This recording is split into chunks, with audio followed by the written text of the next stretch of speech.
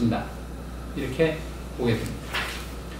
그 예언한다라는 거, 이거 참 잘 생각하셔야 되는데, 미래에 일어날 일들을 미리 이야기한다. 이걸 우리가 예언이라 이제 생각하는데, 물론 옛날 선지자들 그랬습니다. 이스라엘 멸망에 대해서 예언을 했고, 그랬죠? 주님이 이 땅에 오실 것을 예언을 합니다. 자, 그렇다고 해서 오늘 이 순간에 또 다른 예언자가 나타나서 장래에 일어날 일들을 예언한다고 했을 때 그 예언을 우리가 수납할 것이냐? 지금 이야기하는 예언은 그때 이야기하는 예언하고 다릅니다. 이제는 우리가 지금 이야기하는 이 시대에 이야기하는 예언이라는 것은 하나님 말씀을 바르게 이해하고 해석해서 그것을 성도들에게 가르쳐 줄 수 있는 것. 그 역할을 한 게 예언입니다. 그래서 목사님들이 예언하셔야 돼요. 성경에 있는 대로 이야기하시라는 거죠. 그런데 어떻게 하는가 하면 지 마음대로 합니다. 성경을 벗어나. 아, 내가 꿈을 꿨더니 이렇고 저렇고. 이런 거 함부로 얘기하면 안 됩니다. 그 다음에 어떤 사람이, 어떤 전사님이 예언의 은사가 있다는데 점쟁이처럼 찾아갑니다. 그런 거 하면 안 됩니다. 이 시대는 그런 예언을 이야기하는 게 아니라는 거죠. 하나님 말씀을 분별 있게 바르게 해석해서 그것을 이야기할 수 있는 것. 이게 예언이라고 여러분들 정확하게 정의를 하셔야 됩니다. 그래서 성경을 떠나서 이야기하지 말라는 거죠. 성경을 떠나서 자꾸 이야기하다 보니까 이단들이 생겨나고, 그래서 드디어 휴거의 날이 온다. 그래 떠들었고, 어쨌든 그런 이야기가 나오면 절대 그 말에 현혹되지 마시기를 바랍니다. 저도 얼마 전에, 진짜 몇 달 전에 했어요.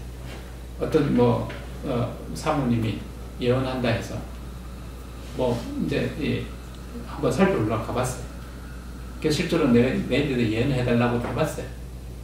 절대 믿으면 안 됩니다. 그런데 현혹되지 말아요. 근데 많은 사람들이 그 현혹돼가지고 그건 믿음이 좋은데 이러고 쫓아갑니다. 암만 믿음 좋아도 그것은 결코 바람직한 것이 못 됩니다. 그래서 나중에 목회를 하실 때 그런 거를 경계하시기 바랍니다. 성도들 중에 그런 일이 있다 그러면 조용히 불러서 못하게 하시는 게 좋다. 저는 그렇게 생각합니다. 넘어가겠습니다. 어쨌든 최대의 이적은 주님이 성육신하셔서 이 땅에 오셨다는 그 사실입니다. 그리고 이 특별계시는 아까도 말씀드린 것처럼 점진적으로 이루어져 왔다는 사실.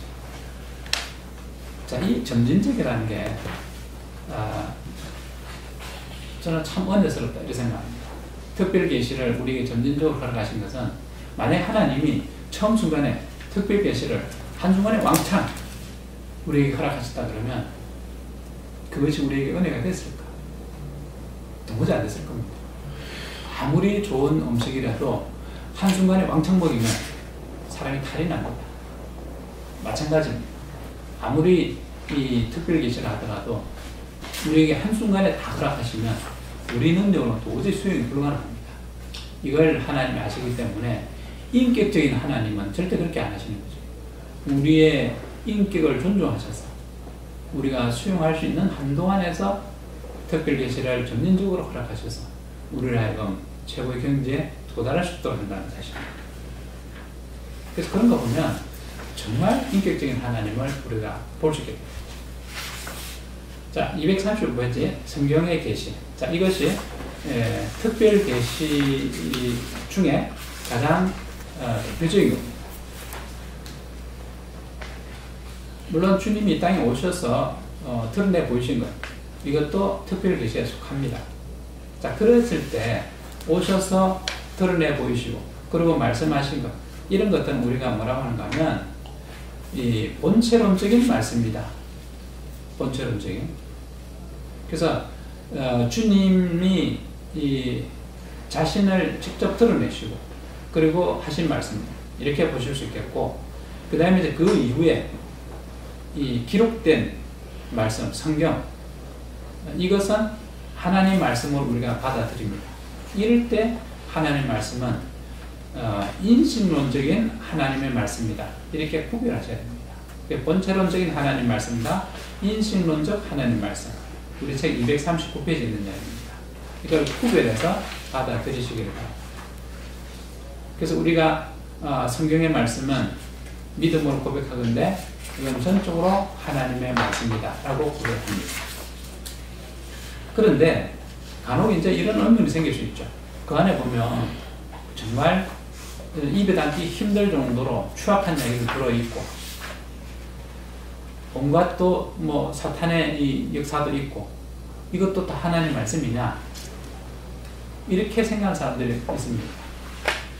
그 드러난 표현 이면에 그 근저에는 하나님의 의도가 살아서 있다는 사실, 그것을 근거해서 우리는 그 모두를 하나님의 말씀이라 인정하는 겁니다. 성경을 볼 때도 우리가 조심해서 봐야 돼요, 사실은. 그래서 주님이 하신 말씀과 사탄이 이야기한 것과 이거 구별해서 봐야 되지만, 그러나 그 근저에 흐르는 왜 사탄의 그 이야기도 하나님 성경에 기록하셨을까 하면 그걸 통해서 하나님이 하신 말씀이 있다는 거죠.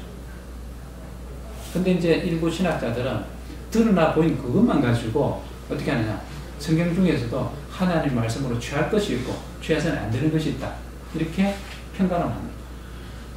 그 근저에 흐르는 하나님의 의도를 파악하지 못하기 때문에 오는 그런 오류들입니다.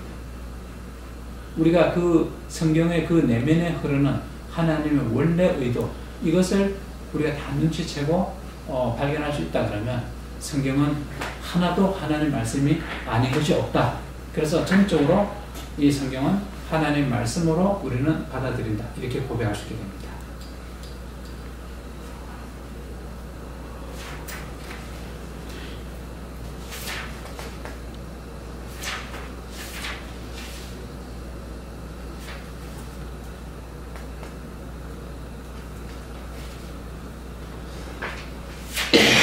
자, 이적과 예언이 되는데, 이적은 결국 인간의 경험을 넘어서는 결국 하나님의 영역에 쓰는 일입니다. 말씀드린 것처럼 이 자연의 경계 밖에 있는 이런 사건들은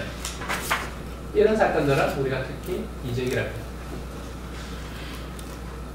그럼 이게 수납이 가능하냐? 충분히 가능합니다. 인간이 자연에서 일어난 이 자연이라는 것도 하나님이 허락하신 그런 법칙의 한 부분입니다.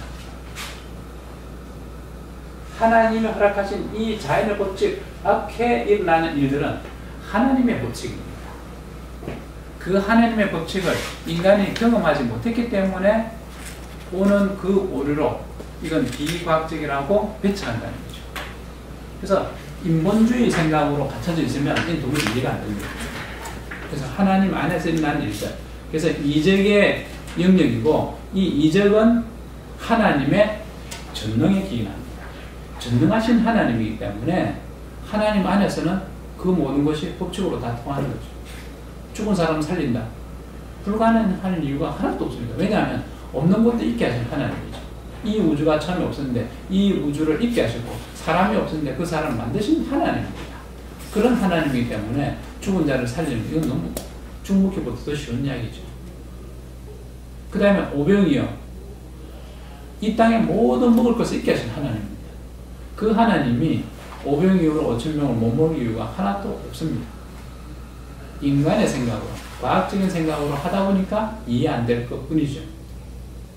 근데 세월이 많이 지나면 고린도전서에 있는 것처럼 지금은 우리가 거울을 보듯이 모든 진리에 대해서 희미하게 알지만, 그때가 되면 얼굴과 얼굴을 맞대고 보듯이 환히 알게 될 것이라는 그날이 되면 오병이어에 대한 것도, 홍해가 갈라진 것도, 해가 중천에 못 보는 것도 다 이해되는 날이 오겠죠. 그때까지는 우리는 그냥 믿음으로 받을 뿐입니다. 이렇게 믿음으로 받는 것은 성령의 은혜로 우리는 여길 것입니다. 266페이지 보면 거기에 이런 이야기가 나옵니다. 물리계의 이적이 지금 자주 일어나지 않으면 그것들이 성경 역사 중에서 필요하였던 것과 같은 의미로 지금 필요한 것이 아니기 때문이다. 이 말씀 잘 기억하셔야 됩니다. 이 말씀에 대한 분간이 없으니까 왜 예수님 때는 오병이어로 먹이고 모세 때는 홍해가 갈라지고 왜 이스라엘이 전투를 할 때 해가 중춘에 머물렀는데 지금은 이런 일이 안 일어난 이야기죠. 그때는 그것이 필요했기 때문에 하나님 허락하신 겁니다. 지금 시대는요, 이미 성경이 문자로 모든 것이 기록이 돼서 우리에게 다 전해졌으므로 하나님 우리에게 유효하지 않기 때문에 허락 안 하시는 겁니다. 그런데 사람들이 어떻게 하냐, 지고집으로 뿌덕 해달라고 요구하는 거죠. 주님이 베드로로 하여금 물 위로 걸어오라 하셨을 때 베드로가 물 위로 걸어갑니다. 그때는 주님이 생각하실 때 베드로가 물을 걸어야 될 이유가 있었기 때문에 걸어라 하신 거죠. 근데 지금은요, 걸어라 할 이유가 없습니다. 그 다음에 오순절 성령 강림으로 인해서 많은 사람들이 방언을 합니다. 자기가 살아보지도 않은 그 지역 말로 설교를 합니다. 근데 지금 왜 안 되는 얘기죠? 지금 그럴 필요 없습니다. 오늘 다 배우잖아요. 영어? 지금 맘만 먹으면 영어 배우는 거죠. 우리나라에서는 영어가 방언입니다. 지금 우리 장로님도 영어 잘하시잖아요. 방언 하나 갖고 있는 거죠. 그렇게 되는 겁니다. 그런 정도로 얼마든지 가능하기 때문에 하나님 굳이 그렇게 하실 이유가 없는 거죠. 그러나 그때 오순절 때는 그 많은 사람들에게 순간적으로 복음을 전하기 위해서는 하나님이 그 방법 외에는 방법이 달리 없습니다. 언제 그들이 사도들이 외국말 배웁니까? 안 되죠. 그럴 때는 하나님 그렇게 하시다는 거죠. 근데 지금은 그때처럼 그렇지 않습니다. 얼마든지 가능합니다. 그래서 이 구분을 잘 하셔야 됩니다. 그것을 잘 구분하시고 그때와 같은 그런 환상에 젖어 있으면 여러분들이 이렇게 교육을 시키셔야 됩니다. 자, 그 다음에 267페이지. 거기에 보면 4절 위에 성경은 아무리 박학한 사람이라도 넘어갈 수 없는 징기서이다. 과학과 철학이 이것에 참되지 않음을 증명하지 못하였다. 이 이야기, 이 중에 대표적인 사례가 뭔가 하면 바로 베너라는 영화를 쓰게 한 그 사람. 이 베너가 원래 소설이었는데 이 소설을 쓴 사람이 남북전쟁의 영웅이었다고 그래요. 그래서 나중에는 고위 관료까지 지내고 대사까지 지냈으니까. 그랬으니까 상당한 엘리트죠. 이 사람이 어떻게 생각했는가 하면 예수 믿는 사람들은 다 어떻게 생각했는가 하면 어리석은 자가 생각했어요. 아주 이성적으로 너무나도 철두철미한 사람이었겠죠. 그러니까 합리적으로 생각해 봤을 때 저 예수 믿는다는 사람들 저 다 돌아오는데 그래서 내가 저 우매한 사람들을 바르게 인도해야지. 그래서 성경이 거짓이라는 걸 내가 드러내 보여줘야지. 그러면 안 믿겠지. 이렇게 해서 성경 연구를 시작합니다. 그래서 드디어 자기가 글을 쓰기 시작합니다. 어떻게 때 한 권을 쓰는데 그 다음 딱 쓰려니까 도무지 부인할래야 부인할 수 없는 막다른 그런 골목에 딱 도달합니다. 그리고 그가 고백합니다. 내가 믿나이다. 그리고 다시 쓴 책이 뭔가 하면 베너라는 거죠. 이런 사람도 그랬던 것처럼 어쨌든 이 성경이라는 것은 우리 인간의 경험을 뛰어넘는 그런 책이 되고 있습니다.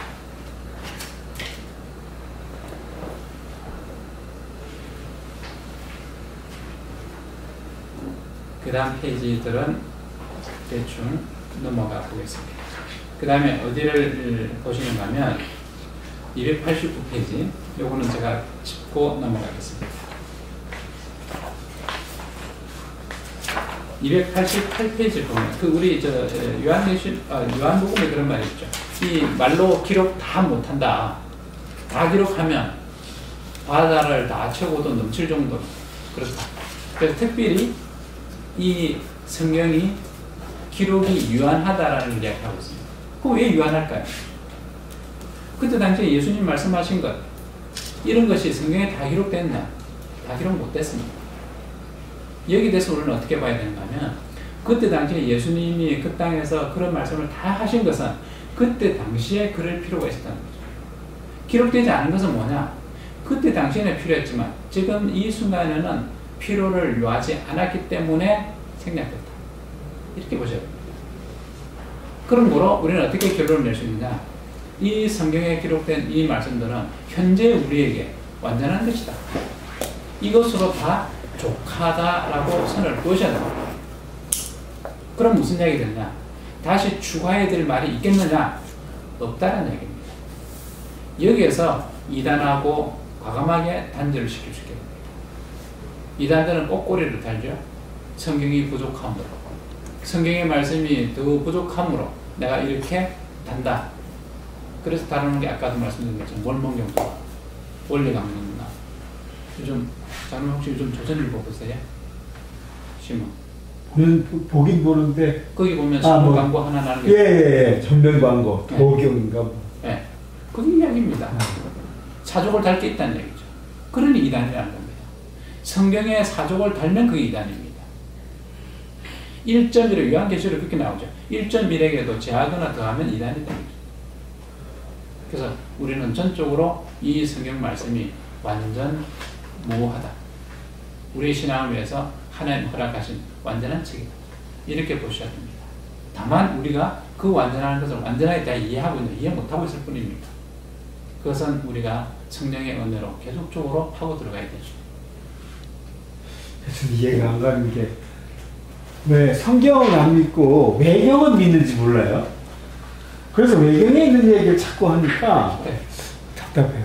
그게 성경은 안 믿고 왜 어디를 보면 외경은 이해가 되는가 하면 선악과의 열매를 봤더니 보암직다고 먹음직스럽기다 지혜롭게 할 만큼 탐스럽기도 한지라. 그래서 그렇습니다. 이런 미디어 기기가 없어서 그래요. 그 당시에 예수님 시대에 있었으면 아니 지금 말이에요 지금. 그러니까요. 위경이나 지금 외경이라든지 그리고 이제 뭐 예수님 그 미드라지라고 그래가지고 이제 유대 그 구전도 그러니까 있거든요. 사탄의 유혹이 그만큼 달콤하다는 거죠. 요셉이 마리아 말고 그 전에 결혼을 했었다 뭐 이런. 예. 사람들 기가 솔깃하겠죠. 그 이상해요. 어떻게 그런 걸 믿고 진리를 안 믿고. 그러니까 하나님을 믿을 수 있는, 그러니까 하나님 선택한 자와 선택하지 않은 자 그렇게 차이는. 자, 그 다음에 303페이지에 보면 성경의 영감에 대해서 얘기하고 있습니다. 영감. 이 영감, 어쨌든 이 성경은 아까도 지금 우리 계속 이야기하고 있지만 이건 전적으로 하나님이 허락하신 말씀입니다. 그래서 이 성경이 기록이 되는데 이건 하나님이 어떻게 하셨느냐? 하나님의 영감으로 기록된 책이다. 그래서 축자 영감서라 그렇게 우리를 표현합니다.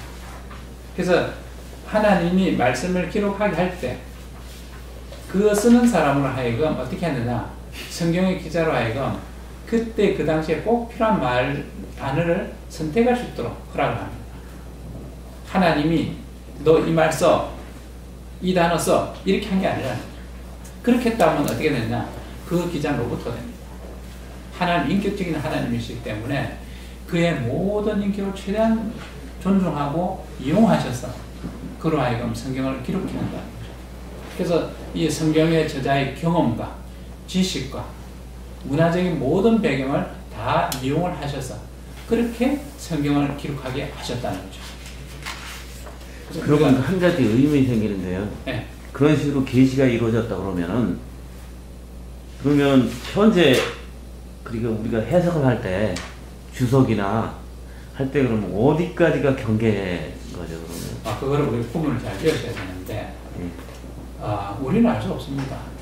다만 성령에 의지해서 우리를 하여금 최선한 하나님의 뜻을 온전하게 이해할 수 있도록 해달라고 기도하고 볼 수밖에 없습니다. 그렇기 때문에 많은 사람들이 연구한 것을 우리가 참고를 다 하셔야 됩니다. 그래서 최종적으로 내 믿음으로 그 중에서 이까지를 내가 수용할 것이다. 이걸 결정했죠. 그런 게 안 됐기 때문에 지금 많은 신학자들이 아까 이야기한 것처럼 펠라기오스도요. 신부입니다. 그 사람도. 그렇지만 그 사람이 말한 것 중에 우리가 상당 부분을 받아들일 수 없잖아요. 그 다음 루터도 분명히 종교개혁 한 사람입니다. 근데 그 이후에 루터파에서 이야기하는 거 우리가 수용을 못 하거든요. 잘못된 이야기들. 그래서 켈빈도 이야기했지만 켈빈이 한 이야기 우리가 100% 다 수용하냐? 수용 못하는 부분도 있습니다. 그거를 어쨌든 하나님의 관점에서 우리가 정말 믿음으로 성령의 인도함 따라서 우리의 구원에 이르도록 하는 말씀을 잘 분별할 수 있게 해달라고. 저도 그렇게 밖에 기도 못합니다. 이렇게 제가 말씀을 가르칠 때도 저도 모르게 실수하는 부분 분명히 있을 거예요. 그래서 우리는 어떻게 기도하는가 하면 하나님 우리에게 허락하신 은혜로 하나님 영광을 들으면은 그 말씀만 온전히 기억되게 해달라고. 지금 제가 아까 말씀드린 여러 가지 이야기 중에서 보면 이 조직 신학 책에 없는 이야기들 제가 많이 했죠. 제가 믿음으로 제 신앙으로 깨달은 이런 이야기들도 많이 했습니다. 그것이 과연 바람직한가 하는 것은 여러분들이 기도하셔서 여러분들의 신앙으로 받아들이고, 저는 제 믿음으로, 그러니까 우리가 어떻게 생각하냐 하면 믿음의 창, 이 자연과 하나님 이적을 보는데 어떻게 하느냐, 내 믿음의 창으로 바라보는 겁니다. 그래서 나는 이런 하나님을 보게 되는 거죠. 그래서 많은 사람들이 믿음의 창을 통해서 보게 됩니다. 그 본 것을 다 종합해서, 그래서 우리는 말씀을 이해하려고 노력합니다. 장님이 코끼리를 만지는데 어떤 사람은 다리를 만졌어요. 내가 코끼리를 봤더니 코끼리 이래 하고 그 다리 설명 쫙 하면 그게 코끼리를 온전하게 설명하는 거 되겠습니까? 못하죠. 부분적인 설명. 다른 사람 코를 만졌더니 이거 휘어지고 이렇구나. 그거 설명 막 합니다. 코끼리의 한 부분 이야기하는 거죠. 그러나 그게 틀린 이야기는 아니죠. 그래서 많은 사람들이 코끼리를 만지고 한 이야기를 종합적으로 다 들어보니까 그래 코끼리는 이렇게 생긴 거야 라고 하는 것이 바람직하다. 마찬가지로 우리가 하나님을 이해하는 것도 내 혼자서만 할 수 있는 이야기 전혀 아닙니다. 이 조직신학이 발달해온 과정을 보면 그 과정 전부 다가 제가 볼 때는 하나님 은혜입니다. 내가 봤으면 이만큼 깨달았겠냐 이죠. 절대 불가능합니다. 그 많은 신학자들이 그 많은 세월을 통해서 하나님 보고 한 것을 단편적으로 내놓은 걸 다 틀어내놓은 것이 바로 우리가 보는 이 신학책이거든요. 그래서 이걸 통해서 내가 좀 더 바람직하게 하나님 알려고 노력하는 거죠. 그래서 이것만이 또 완전한 것이냐, 그것이 완전하지 않다라고 느끼기 때문에 제 나름대로 아까 다른 예도 삽입을 하고 이런 설명도 하고 그렇게 들어갔다는 것을 말씀을 드립니다. 그래서 어쨌든 이 성경이라는 것은 하나님의 그 온전하신 우리를 향해 은혜 베푸신 말씀이다라는 걸 이해를 하시고, 이 성경이 그러면 오류가 있겠느냐 하면 오류 없다. 근데 오류가 있는 것은 어떤 문제에서 오류가 발생하는가 하면 번역하는 과정에서, 원전에는 하나님이 그 기자를 통해서 처음부터 하셨기 때문에 오류가 없을 걸로 믿지만 그 이후 과정에서는 보면 실제로 쓸 때 잘못 쓰는 것도 있어요. 실제로 성경 보면 숫자가 틀리게 나와요.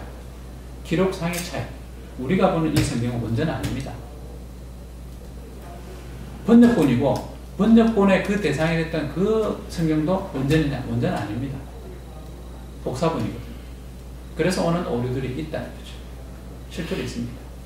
그래서 그것을 우리가 가능한 대로 피하기 위해서 어떻게 하느냐? 많은 성경들을 참고를 하고 그렇게 보는 거죠. 그래서 어떤 성경을 보면 말씀이 빠져있는 부분도 있고, 그래서 비어있는 부분도 있고, 어떤 성경은 있는데 어떤 성경은 없고, 이런 것도 있고 그렇습니다. 그 다음에 문화적 차이도 있습니다. 히브리 민족들에게 하나님께서 그때 글을 쓰게 하실 때는 히브리 민족 그 사람 중에 한 사람 선택해 쓰셨으므로 히브리 민족 사람들이 이해할 수 있는 문화적 배경을 가지고 썼다는 거죠. 근데 이것이 아시아로 오면서 그 문화적 배경이 같겠습니까? 안 같죠. 그렇기 때문에 오는 오해도 있을 수 있습니다. 시대적 오해도 있을 수 있고. 그래서 아까 말씀드린 것처럼 우리가 지금 거울을 보듯이 희미하다. 내가 처음 그 구절을 봤을 때는 무슨 소리지? 거울 보면 환희하는데 왜 희미하다는 거예요? 동거울이라는 걸 몰랐다는 거죠. 시대적 배경을 이해 못했다는 거죠. 그 다음에 예수님께서 포도주와 떡을 떼셨다. 떡 떼셨을 때 그 떡이 정말 떡이었을까? 우리나라 말로 표현하다 보니까 빵 없죠? 그때는. 우리는 알 수 있는 게 떡이라는 거죠. 근데 이래 하다 보니까 그 단어에 현혹이 돼가지고 또 떡으로 생각합니다. 이렇게 오는 오류들 굉장히 많습니다. 이것을 이제 우리가 공부할 때는 그래서 우리가 이 성경의 참고 서적들을 굉장히 많이 보셔야 됩니다. 그래서 최대한 여러분들이 이 편협하지 않게끔 다양하게 오픈해서 많은 우리가 바람직하다고 생각하는 신학자들의 사상들을 다 검증을 해서 그래서 취사 선택해야 됩니다. 마지막 결정은 여러분이 합니다. 그때 성령의 인도함을 따라서 이 결정이 바르게 되게 하셔서 이런 기도를 하시면서 성경 공부를 하셔야 돼요. 내 의지대로 성경 공부하면 안 된다는 거죠. 그러면 반드시 잘못된 길로 가게 됩니다. 누차 말씀드리지만 인본주의 관점에서 절대 성경을 보지 말아요. 그렇게 보면요 잔인한 하나님으로 드러납니다. 어떻게 무자비하게 가난한 족속들을 그렇게 시도 남기지 말고 죽이라 하셔야 될 겁니다. 인간의 입장에서 보면 안 됩니다. 하나님 입장에서 봐야 되죠. 그러면 성경이 이해가 됩니다. 그래서 어쨌든 여러분들이 정말 은혜로 충만해지고 그래서 그 은혜를 많은 성도들에게 나눠줄 수 있는 귀한 목회자들 그런 일꾼들로 다 되시는 그런 은혜가 있으시기 바랍니다. 기도하겠습니다. 하나님 감사합니다. 이 시간에도 귀한 은혜 베푸신 것을 진심으로 감사를 드립니다. 우리 하는 것이 참으로 너무나도 적고 주님 앞에 황송할 수밖에 없지만 우리가 정말 최선을 다해 세상 사는 날 동안 오직 주님 영광을 위해서 살 수 있게 하옵소서. 우리 하는 이 공부 모든 것이 우리의 위한 것이 되지 말게 하시고 오직 주님 영광을 드리는 귀한 사역들이 되게 하옵소서. 특별히 주님께서 이 신학교를 기억하시고 이 신학교를 통해서 참으로 많은 하나님 일꾼들이 배출되게 해서 이 땅에서 하나님 영광을 높이 드러내는 귀한 역사를 감당하게 하옵소서. 이 일을 위해 수고하시는 우리 학장 목사님과 그리고 또 교수 목사님들에게도 지혜와 총명과 건강을 허락하셔서 이 일을 능히 감당하기에 부족함이 없게 하옵소서. 감사드리며 우리 주 예수 그리스도 받들어 기도드립나이다. 아멘. 감사합니다. 네, 감사합니다. 다음 주부터는 이제 신론을 들어가서 본격적으로 조지신학 공부를 하겠습니다.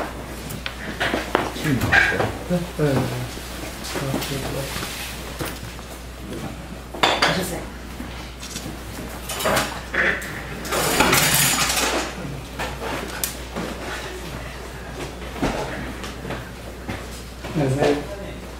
나 때문에 아니요, 근데 저 뭐야 두 전도사님이 총회, 신학교, 컴퓨터 모든 담당은 저분들이 다 최 목사님한테 유임을 가져왔어요. 그래서 근데 파워가 좋대. 모든 처음부터 발 만지치려고 그거 만져주려고. 무슨 덩치 크다며가지고 발을 적질러.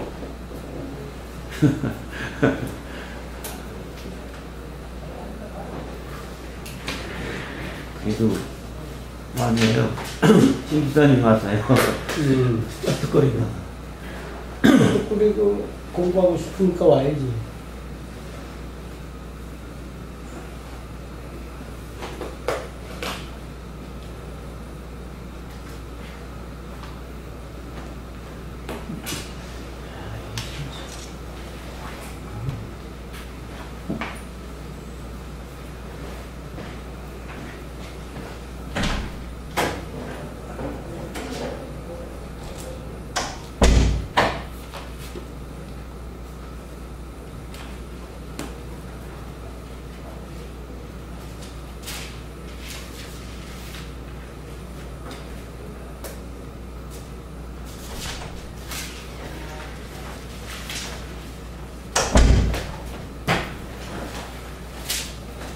오늘 준비하십시오.